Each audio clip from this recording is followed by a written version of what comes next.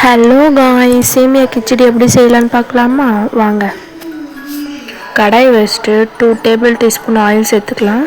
கடுகு, கடலைப்பருப்பு, உளுத்தம்பருப்பு ஆட் பண்ணிக்கலாம். பச்சை மிளகா, கருவேப்பிலை, அப்புறமா ஆனியன் ஆட் பண்ணிக்கலாம். நல்லா கொஞ்சம் வதக்கி விட்டு லைட்டாக வதங்கினோடனே சால்ட் ஆட் பண்ணிக்கலாம். நல்லா கலரி விட்டு வதங்கிட்டவனே இஞ்சி பூண்டு பேஸ்ட் ஆட் பண்ணிக்கலாம்.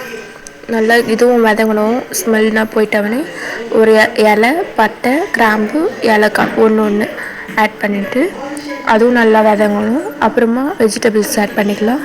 நான் உருளைக்கிழங்கு, பீன்ஸ், கேரட் கட் பண்ணி வச்சுருக்கேன் அது. அப்புறம் மஞ்சள் தூள் 1 டீஸ்பூன், தனியாத்தூள் 1 டீஸ்பூன் ஆட் பண்ணிவிட்டு மசாலா ஸ்மெல் போயிட்டவனே ஒரு சொம்பு தண்ணி நான் ஊற்றுறேன். நீங்கள் உங்களுக்கு எவ்வளோ சேமியா ஆட் பண்ணுறீங்களோ அதுக்கேற்ற மாரி ஊற்றுங்க. அதிகமாக ஊற்றிடக்கூடாது. அப்புறமா எவ்வளோ சேமியா வச்சுக்கிறீங்களோ அதுக்கேற்ற அளவு உப்பு ஆட் பண்ணிக்கலாம். அப்புறமா சேமியா போட்டுட்டு ரொம்ப நல்லா கலரக்கூடாது, லைட்டாக கலரிட்டு க்ளோஸ் பண்ணி வச்சிடணும். சிம்மில் வச்சுட்டு க்ளோஸ் பண்ணிவிடுங்க. அப்புறம் திறந்து பார்த்தா உதிரி உதிரியாக இருக்கும். நீங்கள் கலரிட்டே இருந்தால் கொல கொலன்னு ஆகிடும். அவ்வளோதாங்க. தேங்க்யூ. நீங்கள் ட்ரை பண்ணிட்டு எப்படி இருந்தது சொல்லுங்கள் கமெண்ட்டில்.